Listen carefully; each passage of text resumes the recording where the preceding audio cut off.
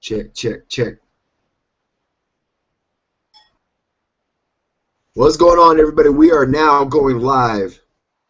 It's your man, Melodic Mike here, doing the follow-up to a video I did, and I want to entitle this broadcast right now called We All Matter.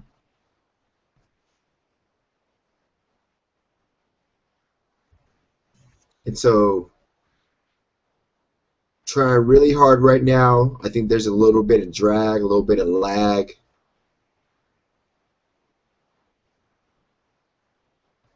And just waiting for people to join in. I'm posting the link. I'm hoping the internet catches up soon. But so,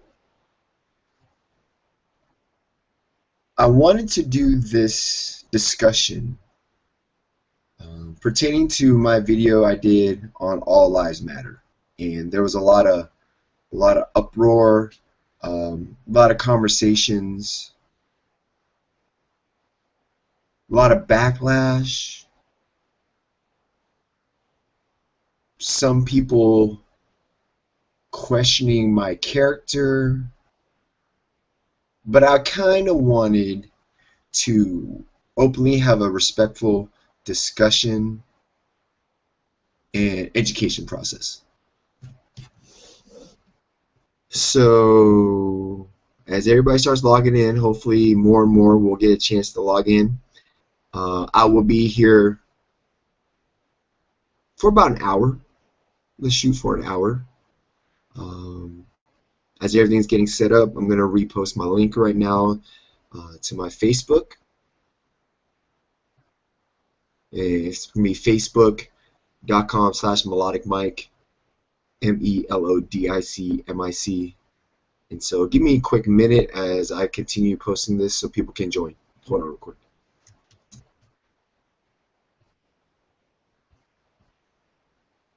Oh, and if you hear the fan in the back, it's hot here in Southern California, so trying to keep cool so I don't sweat all over this dang laptop.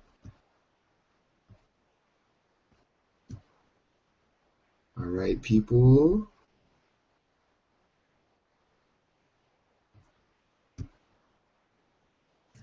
All right. Here's the Hangouts link.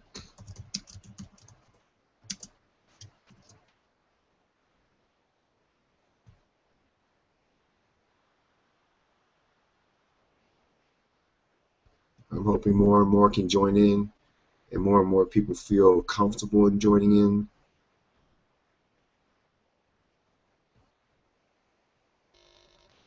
Yes, I see people coming in and out of viewing, watching this right now live. I know some people are shy, so some might not join in on the conversation. And I apologize again if this lag with my voice and the video isn't connecting. I think it's my internet's really slow right now. Thank you to this hot weather that we're having. But we're gonna work through it. We will definitely work through this. All right, link is sent.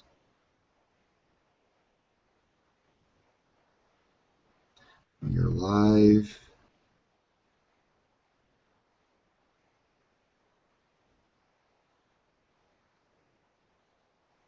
Oh, David Gale, yes, we can have a live back and forth session, please.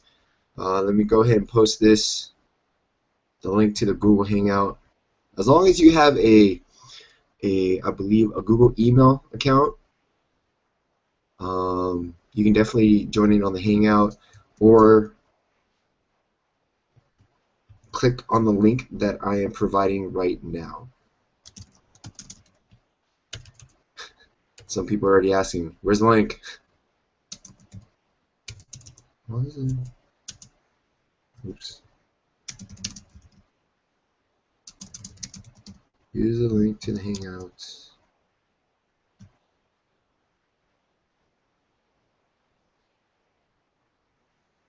Yes, David, some people are shy. And I've had some people So some people say that the fact that they're shy, they're not going to be joining on in on this, which is absolutely fine. I understand. Not everybody is a just comfortable in being in front of the camera. It took me a little bit of time. For those who have been following my YouTube for some time now, it took me a good solid year to get comfortable in front of the camera and find my voice and find my just how I just kind of just do things and how I wanted the world to know who I am. And once I got comfortable with that, boom, now you got me. So let's see here.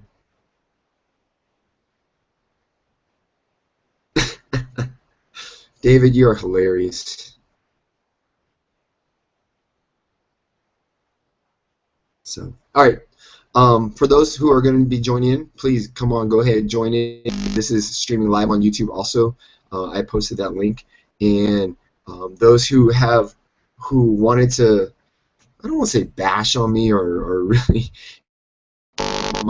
get on my case, but I guess I will start it off right now. Um, I've had an extensive amount of people who have educated me on the Black Lives Matter movement and why the hashtag All Lives Matter movement is such a, I guess, a disrespect or slap in the face. Now, I want to go back to my video number 209, All Lives Matter. If you notice, I didn't put a hashtag All Lives Matter. Now, and if you really take a step back and listen to the video, just my intent, and I always talk about intent on when I do these YouTube videos, on why I do it. It's nothing malicious, nothing against anything. I want to throw out there that the time that I made my All Lives Matter video, truly, honestly, I did not even know there was a hashtag All Lives Matter movement or a community for All Lives Matter. My thought process, because I don't watch TV or don't watch movies and stuff like that, and some of you guys always trip out when I say that, but it's true. I just read and listen to music. But the thing is, I had no idea about the hashtag All Lives Matters movement. It was a discussion that was brought up to my attention with some friends about the Black Lives Matter, and I was just like, well, that's true, and it's awesome that there's so much protest against the police brutality or the over excessive force, and there's an awareness of how Black lives aren't measuring up, or not measuring up, but how do you say, it's not as valued in the eyes of society as much as the next person, aka or also white people. But when I made the video, I truly didn't know that there was an All Lives Matter movement, and go figure. Some people will say, well, you should have done your research and before you spoke on a topic that you didn't know of, and yada yada yada. Well, you know what? When you go on YouTube and you kind of just put your thoughts and opinions out there, I mean, that's what you do. And unfortunately, I wasn't aware, and to no fault. I mean, you can sit here and bash on me and saying like, then take a seat back and not say anything. But at the same time, it's like I'm just giving you a thought and an opinion, and there's no need for people to, I would say, bash on me or come back at me in any way. Let's see here. To all those who are her signing in right now, go ahead and add yourself, and if you're looking to join on in, please just join on in. Don't be worried. This is going to be a respectful, educational, just conversation, discussion about we all matter, Black Lives Matter, All Lives Matter, and all that. So back to what I was saying. Whoa, hold on. Some people are asking me.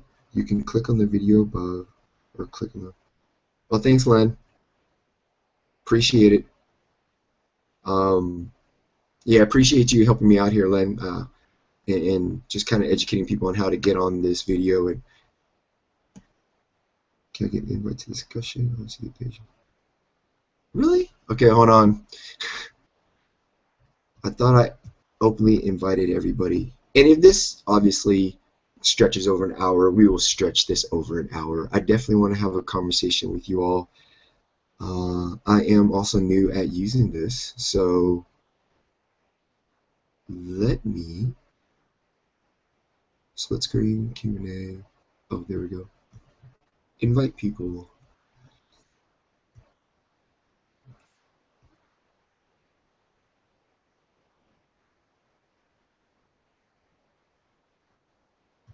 Open to the public. Wait, unable to invite public or extended circles. Why is that?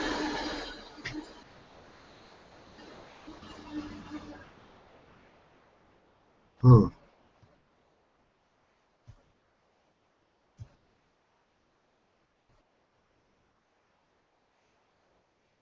Invite.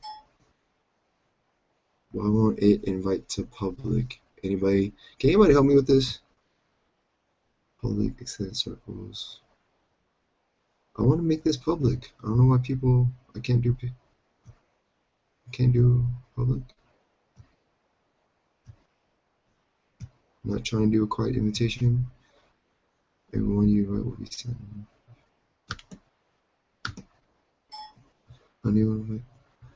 Alright, I'm having difficulties for some reason and sweating at the same time.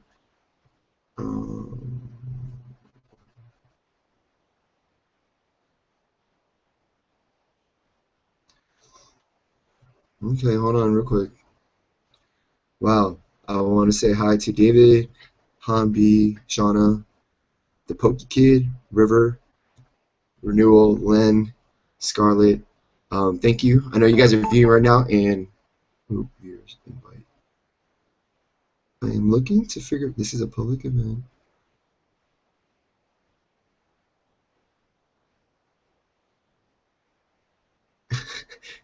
David, you're killing me. I love this. You're hilarious. You have all day, and I love it. Okay, I'm looking to see how I'm gonna. Ooh.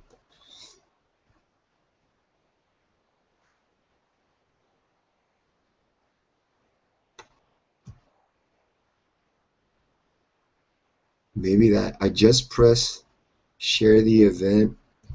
I'm looking to see. Thank you, Jaquin.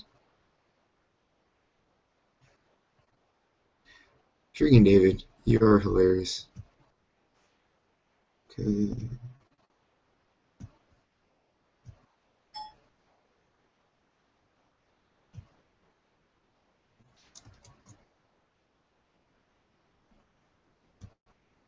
Why is it not allowing me to invite publicly? This is so weird. It's supposed to be a public broadcast.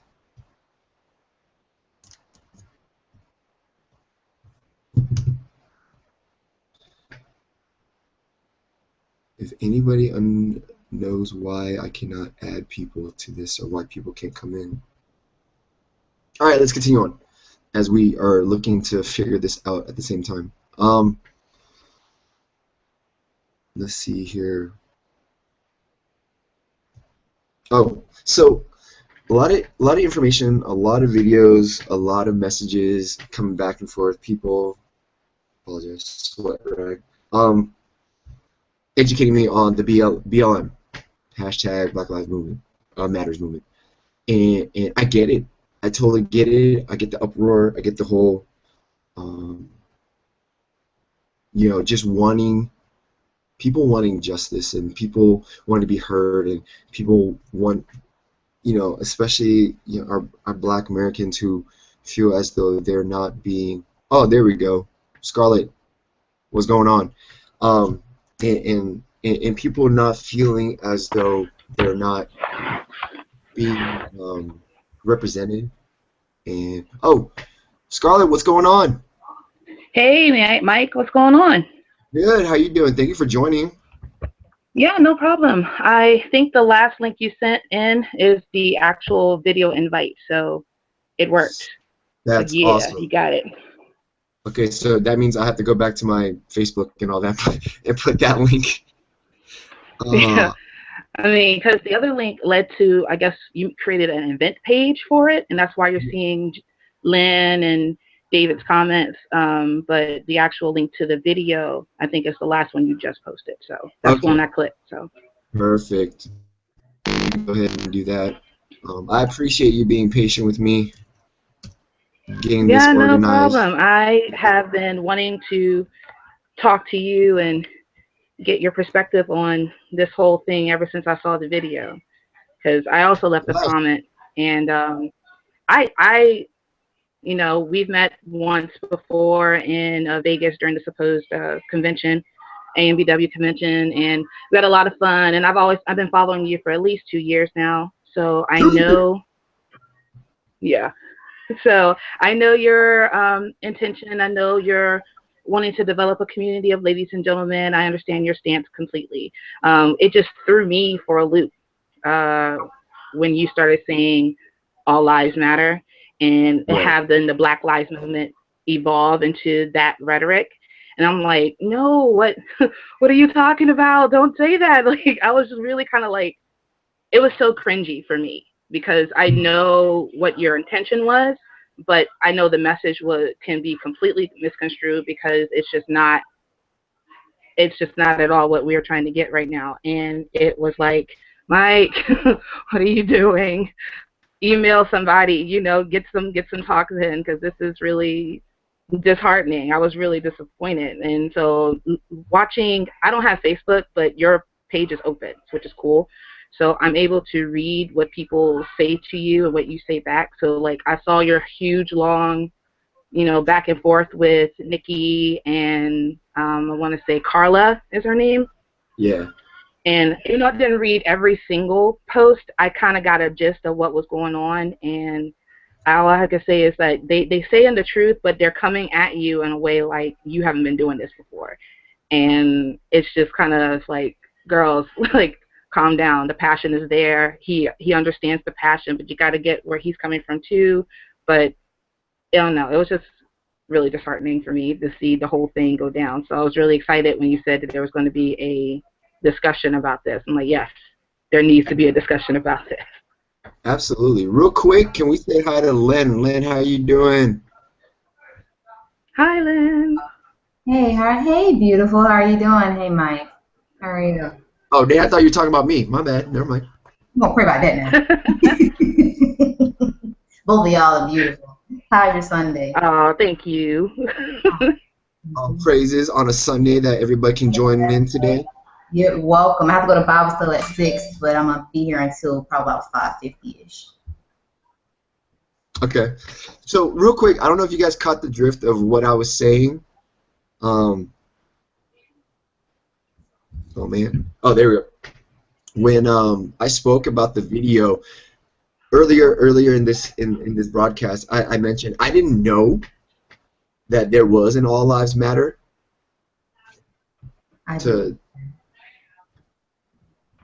You guys get that? Yeah, you said Yeah, you said you didn't know about All Lives Matter.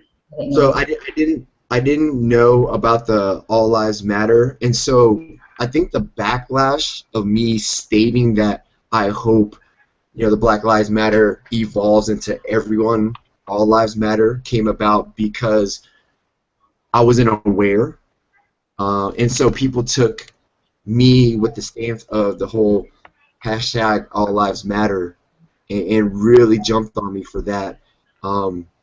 Without me knowing the fact that, oh shoot, there was an All Lives Matter movement that counteracts the Black Lives Matter.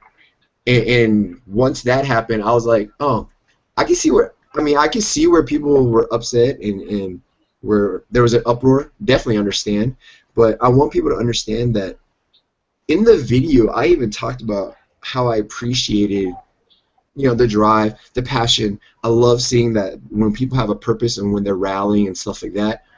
Love it. But I think it got overshadowed when I said All Lives Matter and they associated with the hashtag All Lives Matter, and then I just got kind of stifled. Bombarded with comments. Yeah, that's exactly what happened. Yeah, it's exactly what happened because, All Lives Matter came about really quickly after the Black Lives Matter movement happened because I didn't know It it was completely they were misconstrued too, because I guess people in the Black Lives Matter, people thought that, oh, so only Black lives, and we're like, no, that's not what we're saying. What we're saying is Black Lives Matter too. Like, you need to pay attention that there's a lot of times where Black people are being systematically oppressed, and we're trying to say, like, hey, our lives do matter. Like, just because someone kills us doesn't mean you should just, you know, dismiss it. Yeah, It's it's not a exactly what dismissible happened. thing when it happens all the time. All lives So I think that's why All Lives Matter was kind of struck with, like, matter. oh, you're trying to say only Black Lives Matter? Like, no, we're not saying only. We're saying that our lives, it's been shown that our lives seem to matter less. So we're trying to say, hey, we do matter. So, you know, add us into the equation of America. Our lives do matter here. And so I think that's the whole back and forth, just this whole big misunderstanding of why people are saying all lives matter. We're not saying only Black lives matter. And we all know everyone matters. All human life matters. We're not saying that they don't. We're just saying that Black lives have been shown through a lot of media over the past few years, ever since, you know, a lot of people like to say that Trayvon Martin's death is kind of this generation's Emmett Till. And so when that happened, it just became like this big movement of we need to fight back, get our rights back, let our rights be recognized because we do matter in this country. That's all it is. I see. I see. Can we give a big ups to David? David, thank you for joining in today. Can Hi, you guys hear David. me? Yeah. I can hear you now. Can you guys see me? Yeah. Yep. Happy dance. Howdy. Cool. Okay. I finally got this working. So forgive my ignorance. I apologize that I'm kind of stupid when it comes to this stuff. No, don't worry about it. Stupid. You all good. We're all learning. Yeah, man. We're all learning. So while I was trying to get this working, you guys were talking, and I didn't really have a chance to really pay attention to what you guys were saying. So, Real quick, if you guys want to continue the discussion, and then if something's said that maybe I can join in on, then I will. No problem. Oh, I think Mike fell out. Oh no, great. His whole conversation. So the most important man is now gone. So Scarlett, ask your Okay. question while he's trying to get back on. So basically, it was, I guess, what happened with the video when he was stating his opinion. There was more so selective hearing from a lot of people instead of understanding what implying overall. Yeah, I think it was mostly stemmed from people who don't follow Mike on a regular basis and understand where his intention was coming from. And because of that, it was, you know, anything with the hashtag All Lives Matter and Black Lives Matter is going to be heavily looked at. There's going to be a lot of criticism from both sides. I've never heard And of I think because... And so he mentioned it. Say it, You never heard of what? say it again? All lives matter. Of course, as a Black woman, I've heard of Black Lives Matter, but I've never heard of the All Lives Matter movement. You haven't heard of All Lives Matter? No, which I know All Lives Matter, but I didn't know. Sorry, guys. Is all lives matter actually technically a movement, or is it just a hashtag that's people are using? It's both. It's really hard to explain All Lives Matter because it mostly came out once the Black Lives Matter thing had. I mean, there was never a All Lives Matter anything before Black Lives Matter came out, and it was mostly a counter argument against Black Lives Matter because people thought it was only Black Lives Matter, and that's not what the movement was about. So All Lives Matter came out like, no, white lives matter, Black lives matter, Asian lives matter, you know, Native American lives matter, all of that. So that's probably why, you know, a lot of Black Lives Matter movement people have been kind of like distancing themselves from the All Lives Matter people because they'll go to the Black Lives Matter rallies and like put up their All Lives Matter posters. There was a memorial like graffiti that someone had made of Black Lives Matter and mentioned all the deaths that was going on in the last 2 or 3 years, and they scratched out the black and put all in red. So it's been kind of going back and forth for the last year or so, and I think that's why people were like, "How did you not know? He's back! Yay!" I didn't know. I didn't know. Okay. Ugh. Mike, But that what was kind happened? of. Mike, He's back. your microphone's on mute, man. Mike, is your microphone on? We can't hear you. There it goes. Can you guys hear me? Yeah. We can hear you now. Figure this out. The guy that puts on this discussion gets kicked out. That's what we're saying. We're saying the most important man is now gone. So here's the thing, David. I don't know if they caught you up with the whole video. I mean, I think you took a look at it. I watched the video, Mike. Just so you know, I watched the video. Okay. And I think what we were discussing, what I think I came down to is that I didn't know, and I'm going to say this again for all the viewers that are watching, and you guys have probably heard a repeat of this many times. I truly didn't know that there was a hashtag All Lives Matter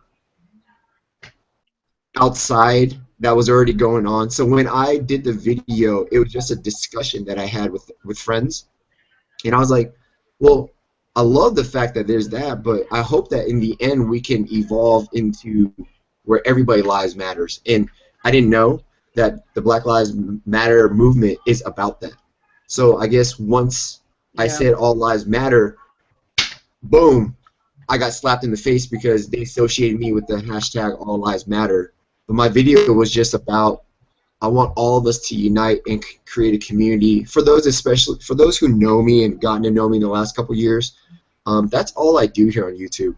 And so I wanted to have this open discussion, one, to educate me, but also educate those who are very, I guess, unaware, but have a really respectful dialogue. And I think a lot of people lose out on that. They can't articulate, or they get just caught up with the emotions of the movement, that they don't see that some people might not be aware. And it's not any fault of their own, but here's your chance to educate those people instead of bashing or dismissing. They'll come at you instead of to you. Can I just ask a question, you guys? Yeah, sure. For the two ladies that are on here. So obviously, Mike, your heritage and your ancestry is from where? I love that question. So my heritage I know is you're American. I saw that part. I know you're American, but Yeah. what's your heritage though? Vietnamese, Chinese, and French. Okay. I don't even know what the hell my heritage is. I think it's Irish and English. I think. And then, so the two ladies, what are your heritage? As far as I know, I'm just black. I was born and raised in Virginia. No, your heritage. Though. Where are your parents? Where are your grandparents? Everybody, they're all born in America? Yeah, my dad's people were from Mississippi. My mom's people were from Virginia, and Okay. found her here and stayed here. So. Okay. And forgive me for not. Sorry, everybody's names here. What is it? Len and Scarlett. Okay. So Len, and what's your heritage? What's your background? Well, I never met my dad, so I don't know from him, but from my mother, we have Black Indian white, but I don't know what type of European white that is. Okay. So I want to interject here and just give you guys my 2 cents on this, okay? Because Len and Scarlett, are you guys part of the Black Lives Matter movement in some way officially? Not officially. No, I'm just a black woman. Just a black woman. So unofficially, you're part of the Black Lives Matter movement. I am. I am unofficially. Okay. Yeah. Okay, so I'm going to talk to you guys for a second here, because this is one of the things that I think is also getting missed in society. Is I don't know if you guys agree with me, but do you guys agree that perception is reality? Yeah. Yeah. So Sometimes. Sorry, Scarlett, what did you say? I said sometimes.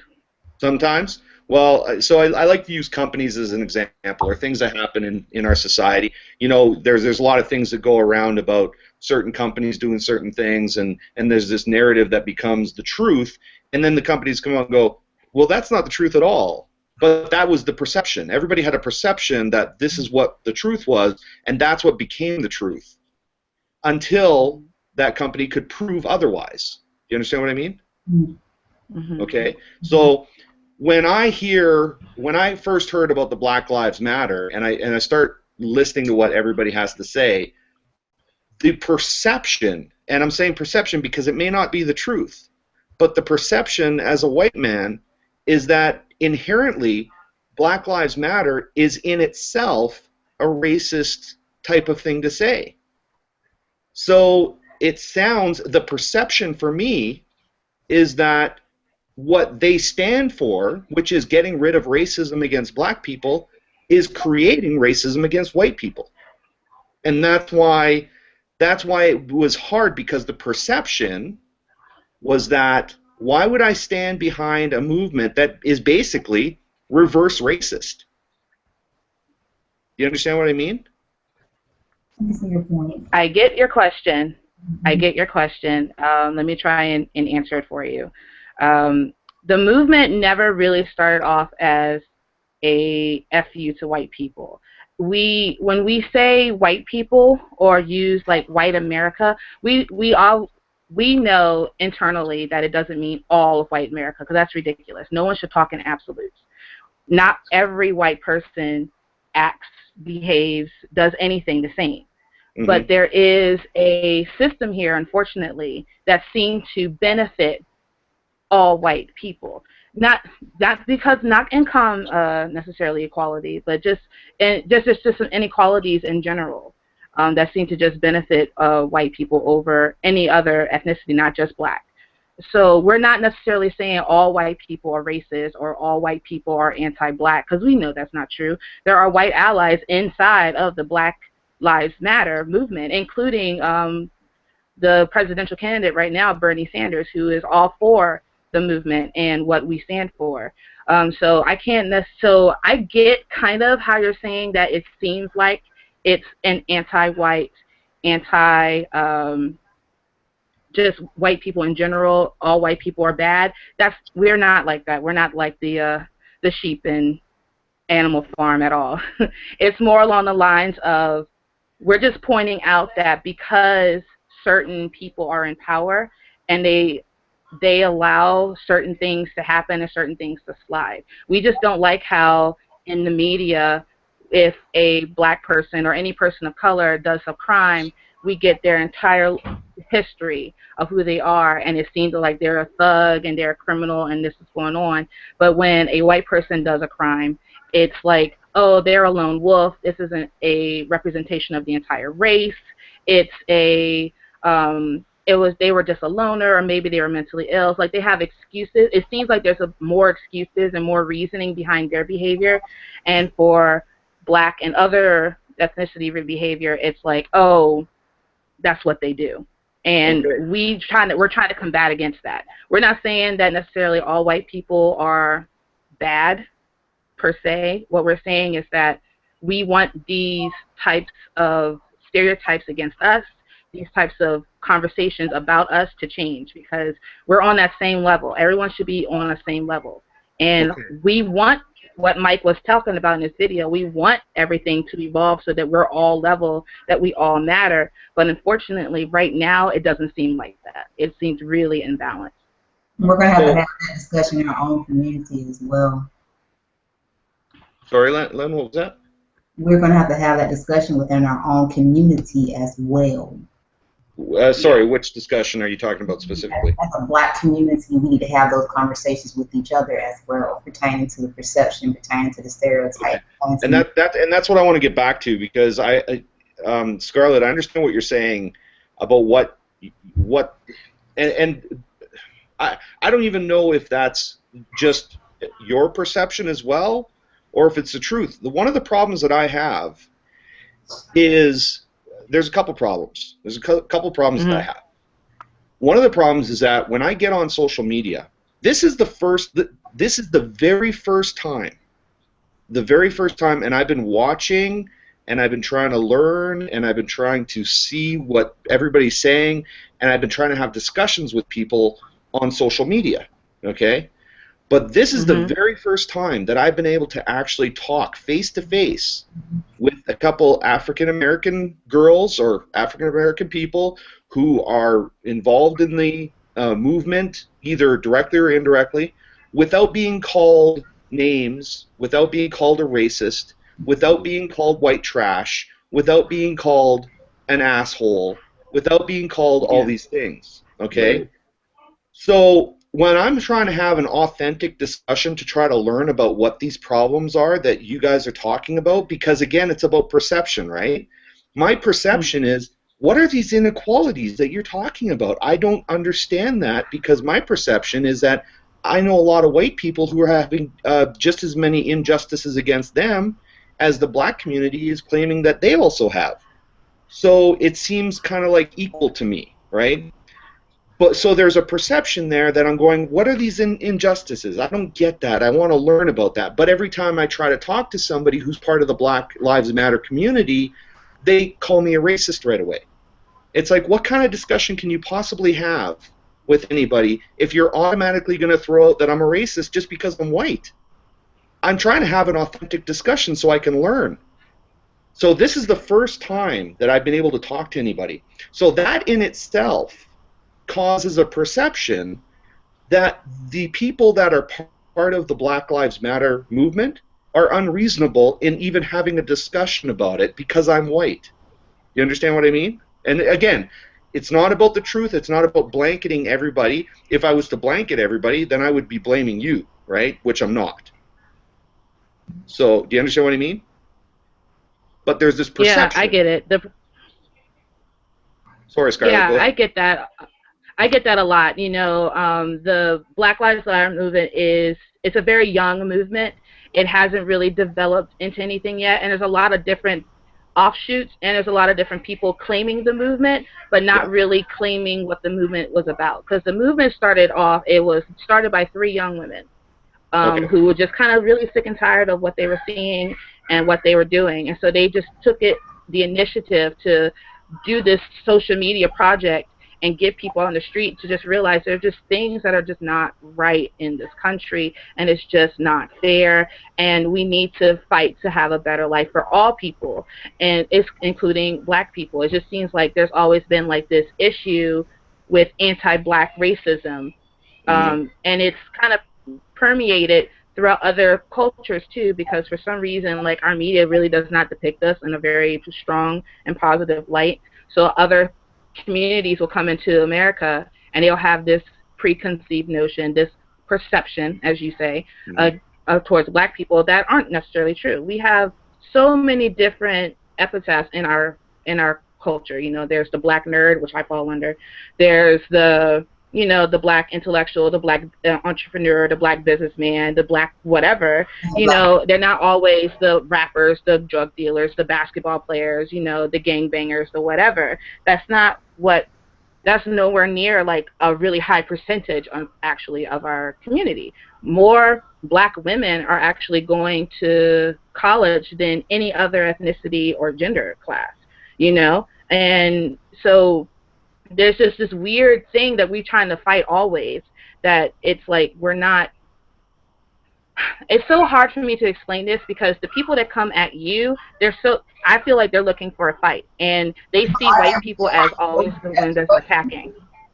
Well, this is, sorry, Scarlett, this is one of the things I was going to say. I was going to bring up my second concern, but to add to what you just said, one of the things I was going to say is, our world is starting to become full of a lot of trolls, like real life trolls as well. Yeah. And there's a really big trust issue here. Okay. It's a trust that when you're talking to a black person who's just attacking you, that they aren't representative of all the authentic black people who are trying to do something good for their community. You understand what I mean? Right. Right. So how do I know the difference, right? How do I know the difference? You know the difference just by how they talk to you and how they treat you. But our biggest concern is that we don't like to be painted with a broad brush. If there is like that one or three. Right, exactly. No one likes to be painted that way. And I think some people. Broad brush either. So I think this is a good time, Scarlett. Sorry to interrupt, but I think this is a good time to bring up my second point, okay? Because talking about the broad brush, painting with the broad brush, when, again, going back to what I was saying about perception, okay, perception, when we see videos online where these Black Matters, all Black Matters activists are interrupting a presidential candidate and yelling and screaming at the entire audience that we're all racist, is painting us all with the broad brush.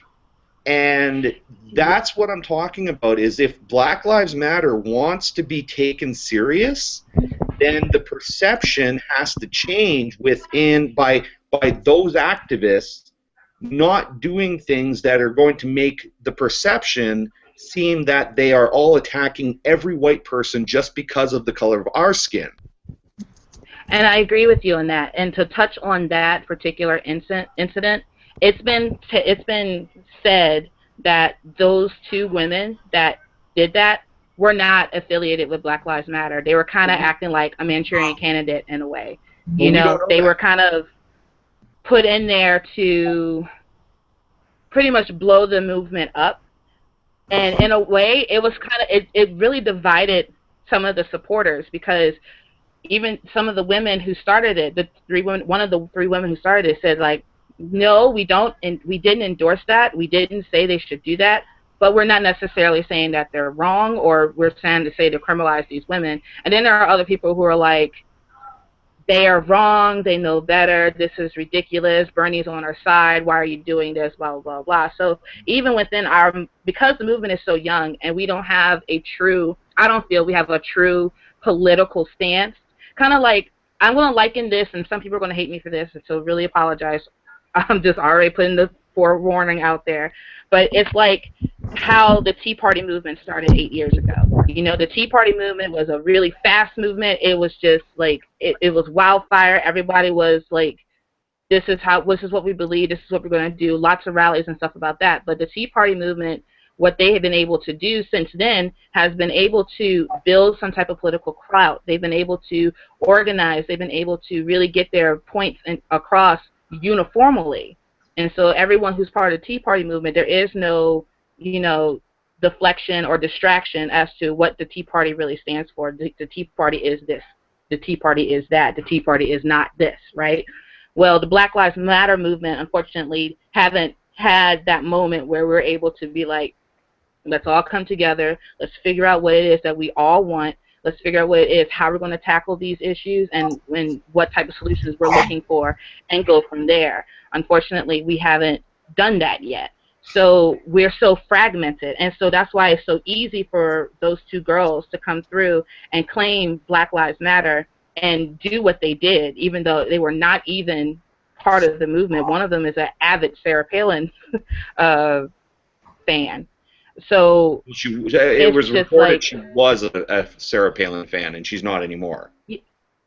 Oh, she's not anymore. Okay. That's what it was. Yeah. So yeah, that's what I read too. So, but this is the exact here. You know what? And I also want you to understand something. That one of the reasons why I'm actually bringing these things up is because I actually care about the message, like the Black Lives Matter message. I care about the root of that message, and I think that the root of the message is a good one, but I also think it applies to many other minorities. I don't think it just applies to Black people. I think it applies to many other minorities who also have indiscretions and unfairness brought upon them. Okay. Right. Including some white people. There are some white people that are down in the dumps too, and they just can't get out of it because the system's not set up to help those people financially be able to move forward.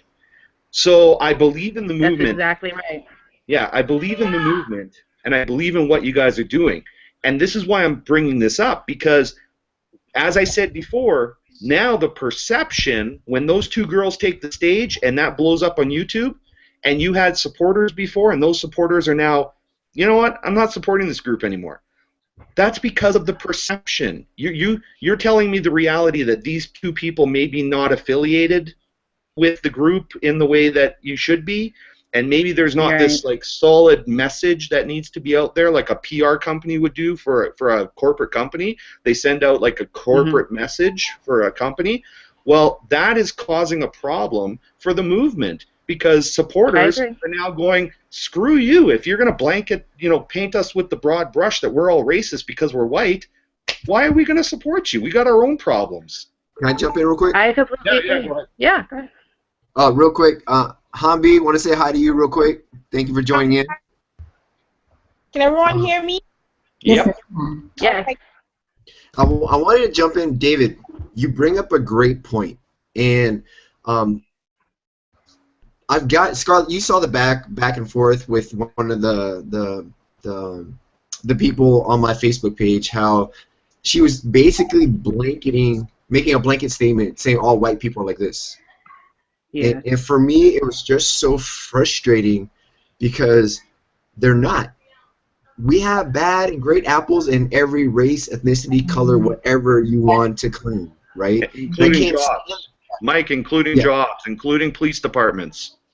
Yes, absolutely. Yeah. And I want people to understand that I don't want this movement to turn into this whole us versus them, but more of a cultivation of, okay, how do we unite in the end?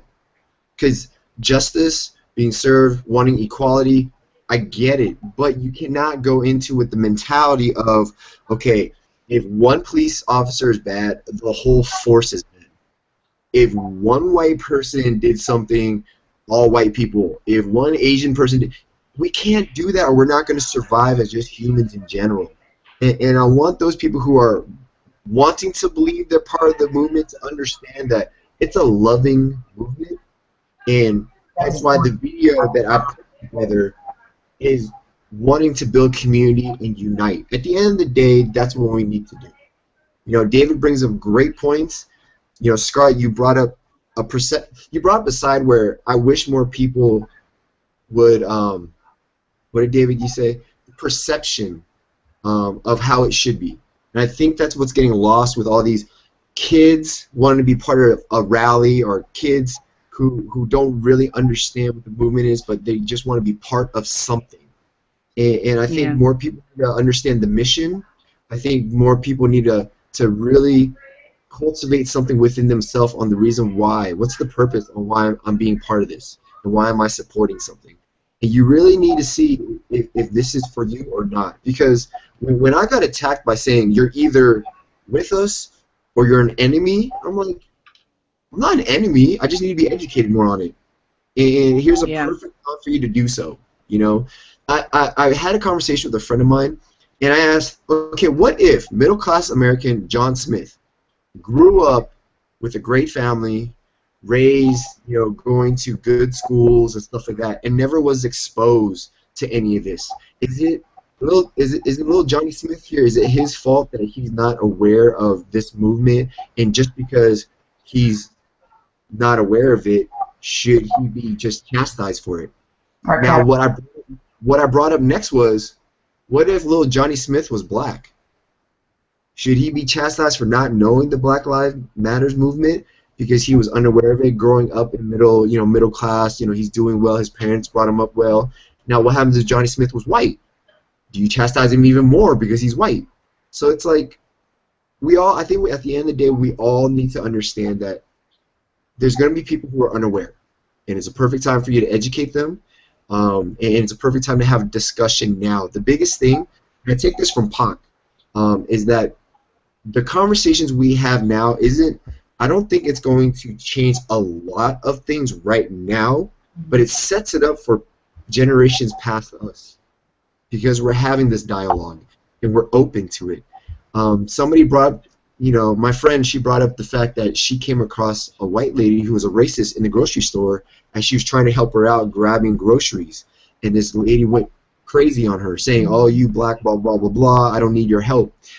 And then I told her, take a step back real quick. This lady's probably 80 years old, 75, 80.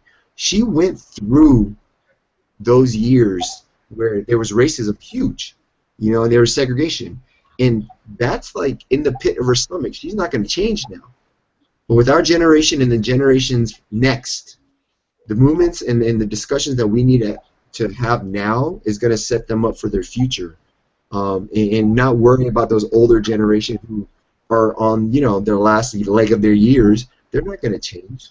But it's here for the younger generation to realize this discussion needs to evolve and continue growing in a sense of unity, community, and love for one another needs to start soon. The most difficult thing. I agree with you. Go ahead, Scarlett. Go ahead, David. No, go ahead. I'll wait. Rock, paper, scissors. I forget you guys. I'm going to keep going. No, I'm joking.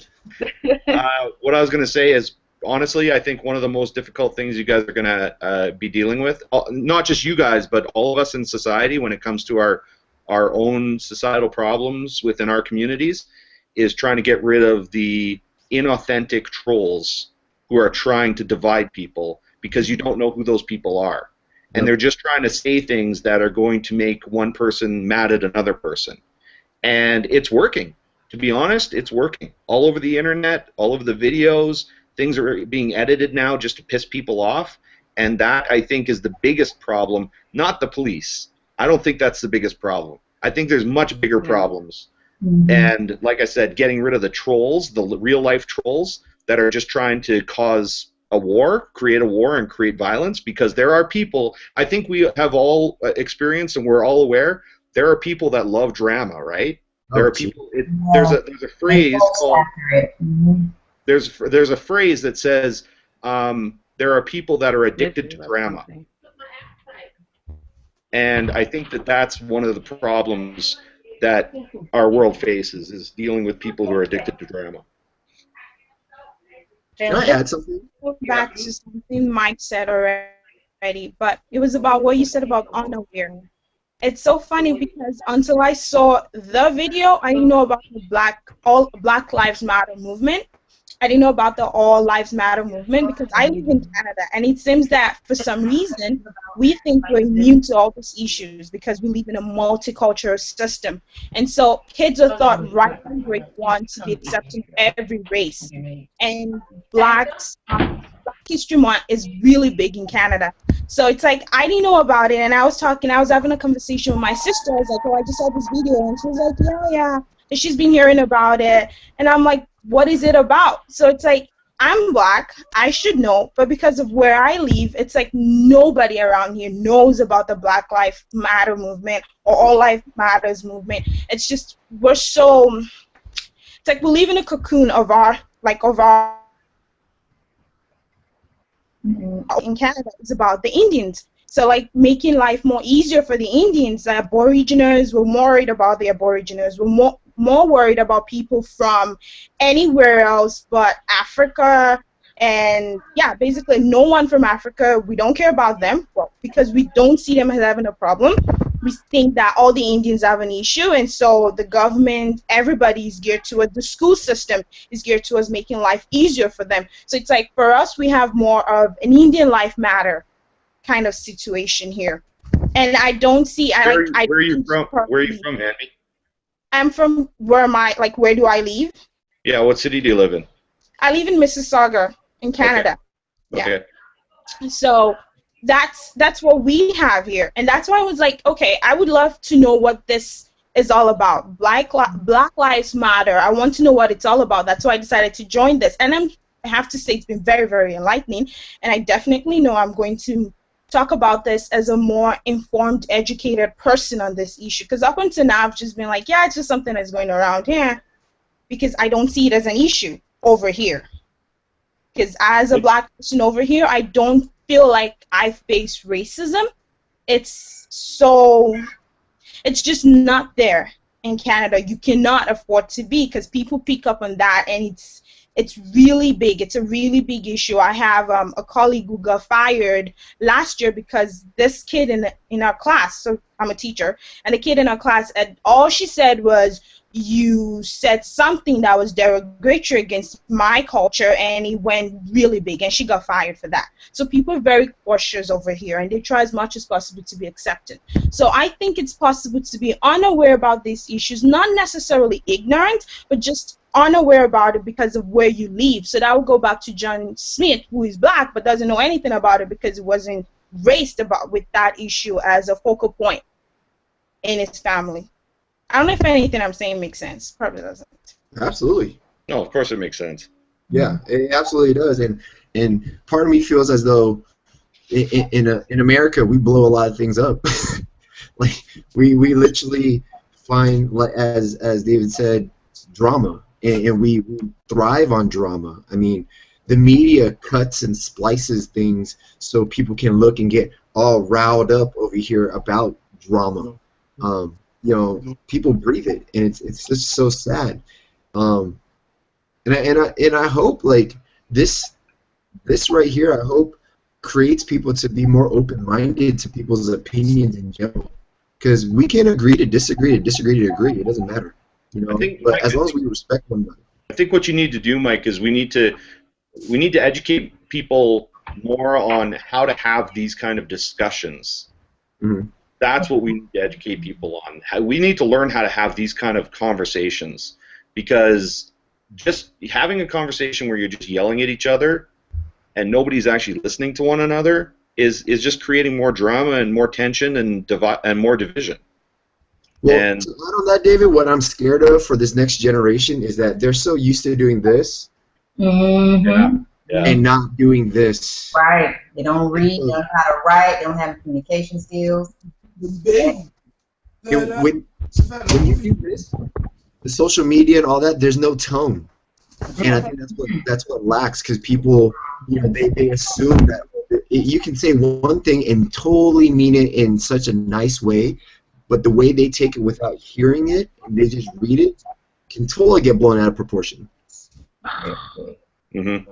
And so your whole debate earlier, or not debate, but like your whole point to your social media going back and forth with people, stuff like that, until they can do this, have an open, genuine, honest conversation where everybody respects each other's opinions, no one's dismissing each other, we're not going to get anywhere until we do this. You're absolutely right.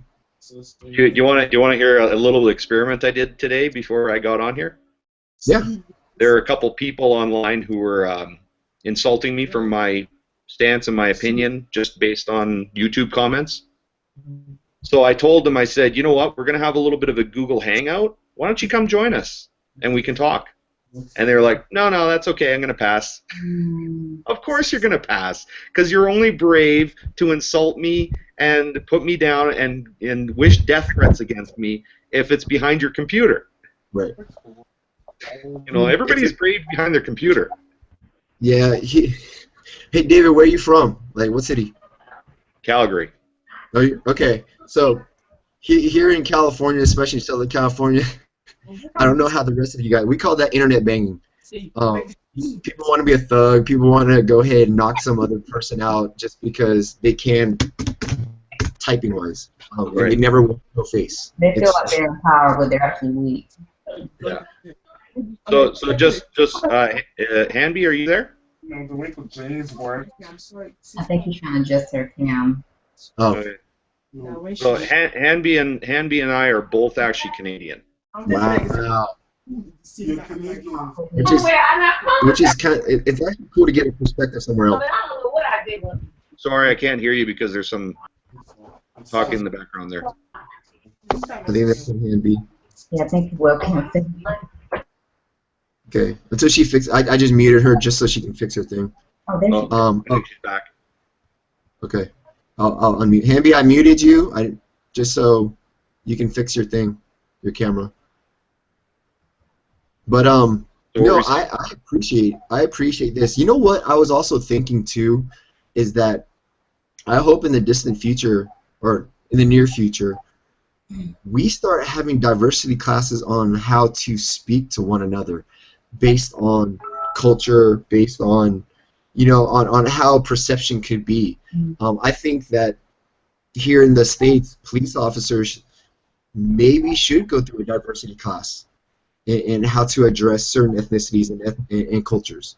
And I think in our schools we need to do a diversity class on how to break stereotypes and break perceptions. I think we're failing our kids, our next generation, because they don't know how it is to communicate and how to just handle culture and diversity.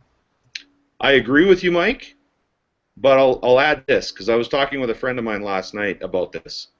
I think that the society needs to go through some sensitivity training on what police officers have to go through. Oh yeah.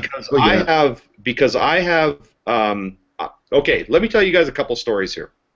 I, as a white man, was in a situation where I had about 6 cop cars in my city with their lights and sirens on, all converged on a van I was in. And we were all white people. We were all white. They all converged on a van we were in, and they all drew their guns on us in Canada. And they did this, and they yelled at us to get out of the van and put our hands behind our back and turn around and stand up against the van. So we did. I mean, we listen. That's what we do in Canada. When the authority says to do something, we listen because we know that, you know, that could end up bad if we don't listen. So we listen.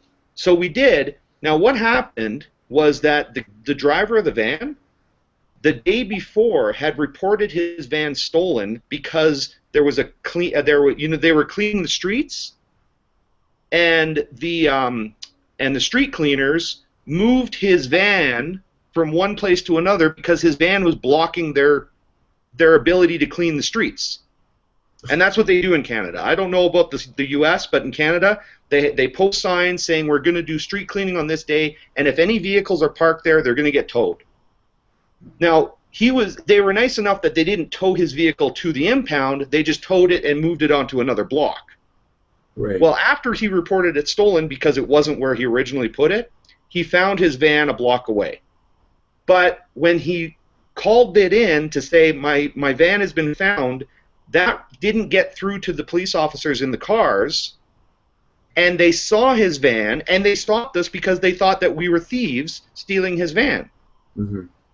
So there was a little bit of like miscommunication there, but I had an attitude coming out of that going, God, I am so happy that those police officers did their frickin' jobs.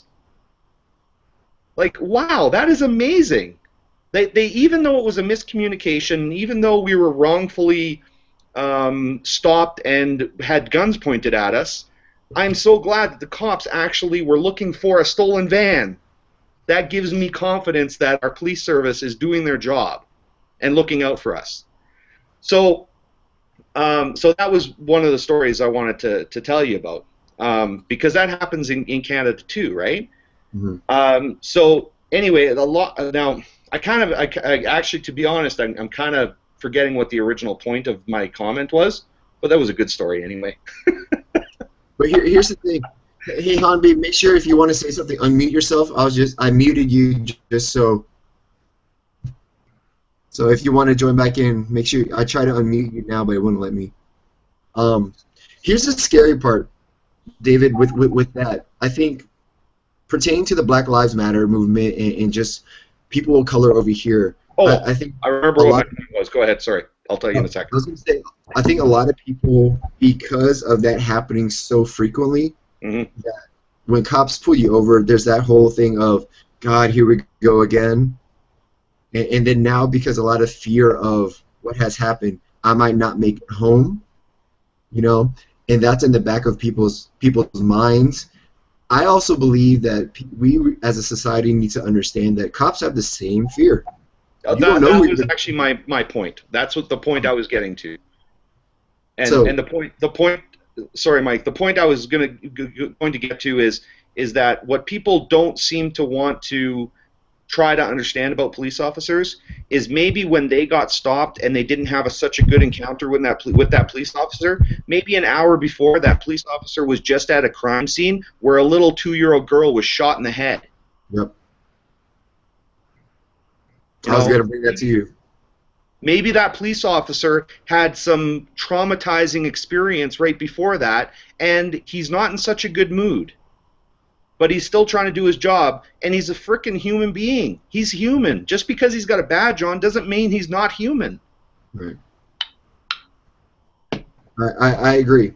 I agree, and I think a lot of people need to understand to show a little bit of patience and a little bit of grace, because there's a checks and balances. I mean, if let's be honest. Let's be honest. If you're up to no good, and a police officer sees it, why are you going to get mad at the police officer? You know what's right and what's wrong.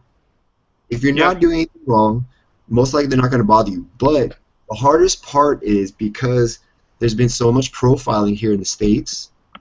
I think that's where the uproar is because there's so much profiling going on.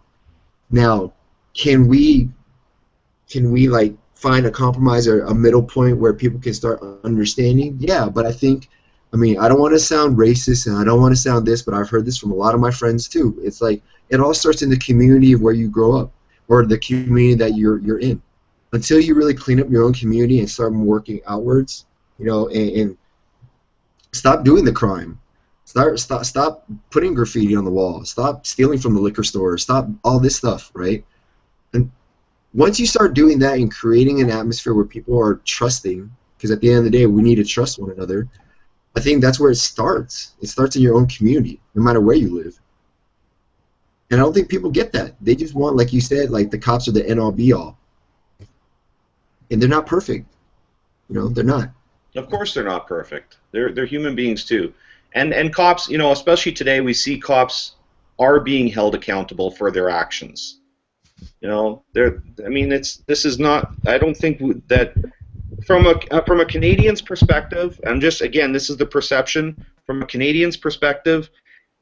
The cops are not getting just let off scot-free for anything and everything they do against society like it's being portrayed. The cops are going through the process as well. But guess what? If the evidence shows that the cop, let's say the cop was being charged with first-degree murder, isn't first-degree murder an actual planned intent to murder somebody? Isn't that what it is? First degree, I believe so, but someone correct me if I'm wrong. First-degree murder is a planned attempt to murder somebody. So if a cop goes into court and is charged with first-degree murder, and they can't prove that he had intent or a plan to kill that person, then he's not going to get charged. That's the way the court system works. They have to prove that intent. And if they can't prove it, then he's going to get off. So, what's that? Sorry to cut you off, David. But I think that's where the movement is really pushing is for, because in the media, that's all you see. You know, that's all you see here in the States. The media is a white police officer killing a black person, right? Time and time and time again. Yeah, but don't we also see that the black person was actually guilty of something? That Len Scarlett. Anybody want to jump in on that? Well, not in every situation. That's like saying a white person or a Hispanic person actually did the crime. So I think that's case by case. Case by case, right? Well, yeah, of course it's case by case, yeah. But like for instance, my whole thing with Eric Gardner. When I watched that video, oh my gosh, I was cringing because here's a big man in New York, and it just, when you hear his breath getting taken away, like that video, I don't know what happened prior to that. I don't know if they said that he separated a fight. Some people said he was selling drugs. Some people, all this stuff. But the only thing I saw was like him selling cigarettes. Or was he selling cigarettes? That was the New York case, right? The New York case, yeah. Yeah. Okay. And so the only thing I saw was the fact that someone rear naked choked him and took him to the ground, and he was gone. You understand that the autopsy showed that wasn't what killed him, right? And I don't know that because I don't watch TV. So the autopsy showed that it wasn't that he got choked to death. The autopsy showed that he had a heart attack afterwards. After the fact he got taken down. What's that? After he got taken down. After he got taken down, he had a heart attack in the ambulance, and that's what killed him. So it wasn't that he got choked to death. That's not what killed him. But again, it's that perception that everybody's making up this story that he got choked to death. But he didn't. He didn't get choked to death. Yeah, he was taken down, and yeah, maybe the officer was a little bit aggressive by trying to hold the man down. But, I mean, he was a pretty big guy, too. So, I mean, we've seen little guys who have squirmed their way out of, you know, I don't know, there's a video recently, this smaller guy who was basically taken on like 5 cops in a police station, and he was kicking everybody's ass. So, I mean, one guy can be pretty dangerous. What did they ever say what Eric Garner was doing prior to the whole situation? And what I don't know. caused his heart attack? What's that? What did they say? What caused his heart attack? I can't remember. Yes, they did. I can't remember exactly what it was, but I do remember that the general overview was that it was attributed to the fact that he wasn't a very healthy guy. I mean, we all saw he was a pretty big guy, right? Yeah. So, I never heard the heart attack. yeah, I read it online on the report. I read the DOJ report on Mike Brown too. You know, and this is the other thing that is, you know, really hard to swallow for the white community, is that everybody in the black community with the Black Lives Matter is going with this narrative that Mike Brown had his hands up in a situation where he was not resisting arrest. He was complying with the officer, but the autopsy and the forensic shows that he never had his hands up, and a lot of the witnesses admit that they lied. So, I mean, is anybody taking that into consideration down there? How did they prove that he didn't have his hands up with the autopsy? The way they proved it is a couple different ways they proved it. Forensic science. Mm-hmm. The science is this: when you have your hands in the air and somebody shoots you, the bullets are going to enter here and here. But when your hands are down in a running position, the bullets are going to enter in a different angle, right? They're going to enter a different part of your body. So the forensic shows that the bullets could not have entered his body with his hands like this, because it's impossible for bullets to go this way when your hands are that way. You understand what I mean? So where did the bullets actually penetrate his body? So they penetrated in a position where it was apparent that his hands were down, and he was hit like here and here in the bicep and stuff. And he was also hit in the head, and that was said he was hit in the head when he was falling. Where did you retrieve the digital report? Did you go? Was it online? Yeah, it was online. Yeah. You know what I'm amazed? Here's what I'm amazed about. That someone from Canada, David, has done extensive research and really have, you know, you've taken to the point of putting yourself in there and doing the research and looking beyond, you know, either side. You just took it for what it was. And did your own research about it. I'm actually intrigued about that, someone from another country, because part of me feels as though the Black Lives Matter movement is really something that penetrates the U.S. mainly, and I feel as though that's like a big thing here, but to see other people across the world kind of taking interest of it and actually wanting to talk about it and have an open discussion, I think that's huge, to be honest. Mike, just because Scarlett is black and Len and Hanby are black and you're from Vietnam and I'm English, Irish, or whatever I am, just because I'm from another country doesn't mean we're different people. Oh no, absolutely. I just find it as I felt, for me, the people that were attacking me, or not attacking me, but having conversations with me, were mostly people from the States. So it's more of like, wow, you know, you have people from outside of the U.S. really caring about this topic. Because I don't look at it as borders. I look at it as just the same as I look at it as you and I. We're all human beings. Right. We share the earth. Who cares if we're in a different country? We all still share the same problems. I like that. I like that mentality. I just want to throw out there right now, we're reaching that hour. I wanted to do an hour just to get this discussion open and talked about. And you guys are more than welcome to continue discussing this. But I know I need to get going myself. But to David, Humby, Scarlett, Len, I appreciate you guys actually joining in on the conversation. I appreciate all the viewers that have taken part just watching this conversation. This really educational yet respectful discussion that we've had pertaining to, 1, the Black Lives Matter, 2, all lives matter, and hopefully 3, we all matter in the end.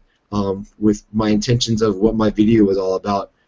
So I just really am feeling humbled and blessed that you guys took the time out of your Sunday just to be part of this, and I hope that this sparks conversation, healthy conversations amongst everybody.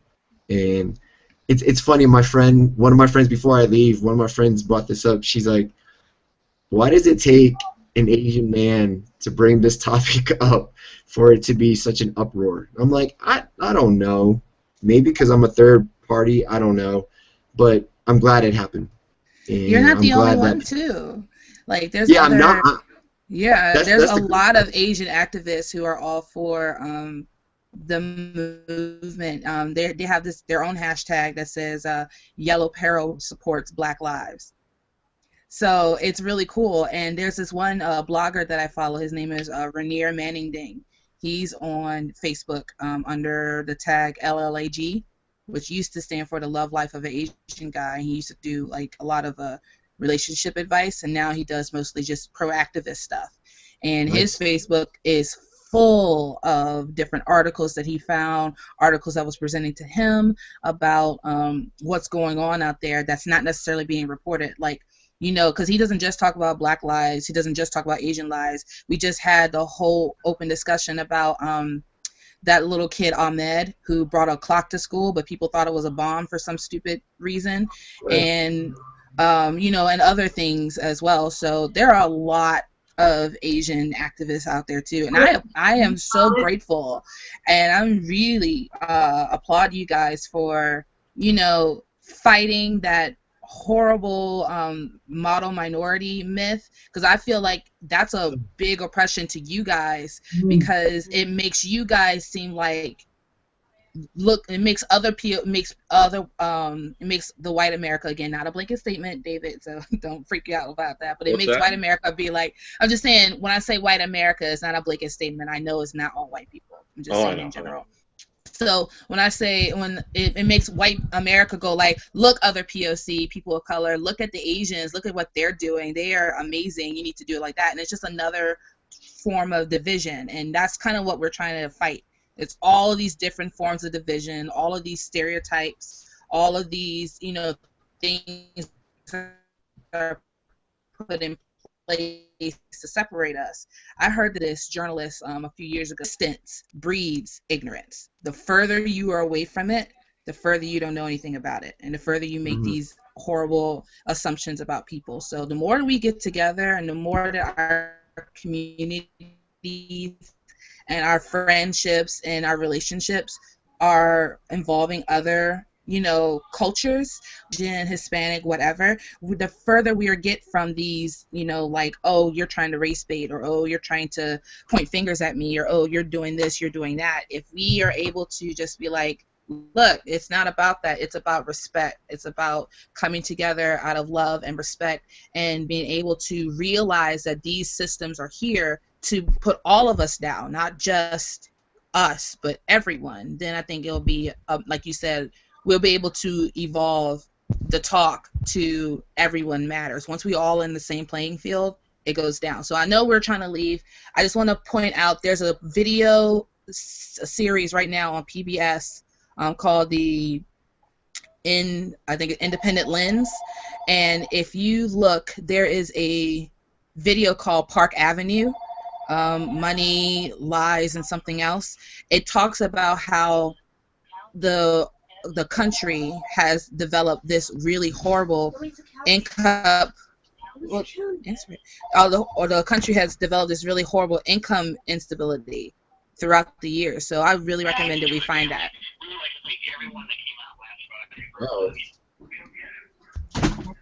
Hey, real quick, Scarlett, Len. Oh. What's happening? No, I'm sorry. Crazy, guys. Things are going crazy. Before I sign out, can you guys all do me a favor? Yeah. We'll start with Hambi. Can you do me a favor? Yeah, sure. Can you leave me, or leave us here in this community, one thing that you hope for our society as a whole? And this is how I like to wrap up usually my discussions, like something that you hope for our future. I hope that a point in our future will stop segregating ourselves based on borders. So based on the countries we come from, we'll stop using our country to define who we are. So the fact that, oh, you're from Korea means that you have to behave this particular way. And the fact that you're from Canada means you have to think this particular thing. That is such a big burden that I just want us all to shed and just stop carrying around. Beautiful, beautiful. Len, can you do the same? What is one thing you can hope for our society moving forward? For me, I pray for that we thrive in unity and not ignorantly in division. Nice, nice. Scarlett, you're on the clock. Can you give us one thing to hope for in our future? I hope that people realize that one bad experience from a person of that race does not mean everyone of that race equals that one bad experience. That we are all different and individual people, and you need to look for those different individual people and not paint people with a brush. Mr. David. You're on the clock. Okay. Before I say this, Mike, I know you got to take off. The three girls, can you guys talk for one more minute after Mike takes off? I have to go to Bible study. Okay. Sunday dinner. Okay. I got a few minutes. You got a few minutes? Yeah. Actually, you're the one person, because you live in Canada, who it probably wouldn't be as relevant to, but that's okay. We can talk after anyway. Okay, so here's my thought. I think that a lot of these problems, in my personal opinion, a lot of these issues, the root of these issues is actually from mental illness, and people trying to maneuver the maze of everything that's going on in our society is causing a mental strain on people. And I think that what my wish is that everything that you guys said that you want fixed, I think can be fixed when we start fixing the mentality or the mental illness that people are going through. That's my opinion. I like that. I like that. And as I sign off, I'm thankful. I'm just very thankful that there are people who are watching, there are people who participated. And I just hope and wish that and pray that everybody can, at the end of the day, learn to love. And you guys know from my YouTube channel, that's all I promote is just love and unity, and that we can have these discussions with an open heart and an open mind as we continue moving forward. So, on that note, I thank each and every one of you that participated in the panel and everybody that watched. I really appreciate the time, and be prepared. There's going to be more. There's going to be more, and we're just going to continue growing. All right? Okay. So, and y'all be blessed and be safe. Yes. Have a great Sunday, everybody. Thank you again. Right on. Have a great week, everyone. Thanks, guys. Thank you.